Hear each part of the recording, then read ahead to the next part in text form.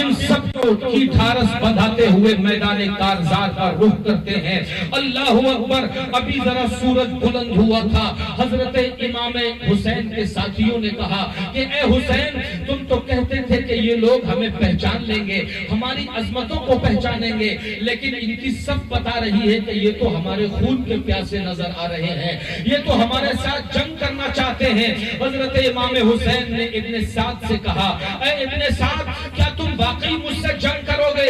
ابن سعد نے کہا میں کچھ نہیں جانتا، یا تو یزید کی بیعت کر لو یا سر تمہارے قلم کر دیے جائیں گے۔ امام حسین نے کہا کہ سنو، یہ سر اور یہ ہاتھ اگر کٹ سکتا ہے تو اسلام کی حفاظت کے لیے کٹے گا، یزید کے ہاتھ میں ہاتھ دینے کے لیے یہ ہاتھ نہیں ہے۔ اگر تم مارنا ہی چاہتے ہو تو اپنی حسرتیں پوری کر لو۔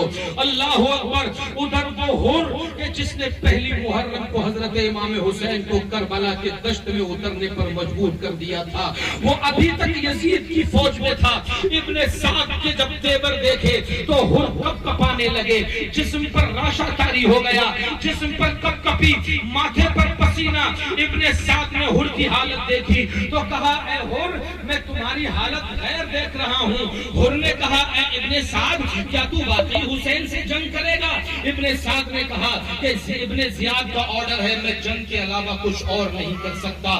حر نے کہا تو سن لے، اگر تو جنگ کرے گا تو اب میں یہ سوچ رہا ہوں کہ میرے ایک طرف جنت ہے، ایک طرف دوزخ ہے، میں جنت کو اپنے ہاتھوں سے جاتا ہوا دیکھتا ہوں، لیکن اے ابن سعد، اب میں پہچان گیا ہوں کہ جہنم یزیدیوں کی طرف ہے اور جنت حسین کی طرف ہے، اور چاہے میری لاش کے ٹکڑے ہی کیوں نہ کر ڈالے جائیں، میں جنت کو کسی قیمت پر چھوڑنے کو تیار نہیں ہوں۔ اتنا کہا، اپنے گھوڑے کو ایڑ لگائی، امام حسین کی بارگاہ میں آ گئے۔ اے حسین، میں ہی تھا، میں وہ مجرم ہوں کہ جس نے آپ کو کربلا کے میدان میں اترنے پہ مجبور کر دیا تھا، لیکن اے حسین، کیا اگر میں توبہ کر لوں تو میری توبہ قبول ہوگی؟ کیا آپ مجھے اپنے ساتھیوں میں منظور فرمائیں گے؟ میرے حسین نے دونوں ہاتھ پھیلا کے استقبال کیا، کہا کہ اے حر، واقعی تیری ماں نے تیرا نام حر رکھ کر کے بہت اچھا کام کیا ہے۔ اے حر، حر کا معنی ہوتا ہے آزاد، تو دنیا میں بھی آزاد ہے اور آخرت میں بھی آزاد ہے۔ اب حر امام حسین کے قدموں میں ہے، ہاتھوں کو بوسہ دیے اور کہا کہ اے امام حسین، میں آپ کو روکنے آیا تھا، اب تک یزید ہی تھا، مگر اب دنیا حر کو پہچانے گی تو حسینی ہونے کے نام سے یاد کرے گی۔ اے امام حسین، سب سے پہلے مجھے اجازت دیجئے، میں یزیدیوں سے مقابلہ کروں گا۔ حضرت حر کو امام حسین نے اجازت دی، حر میدان میں آئے، مقابل طلب کیا۔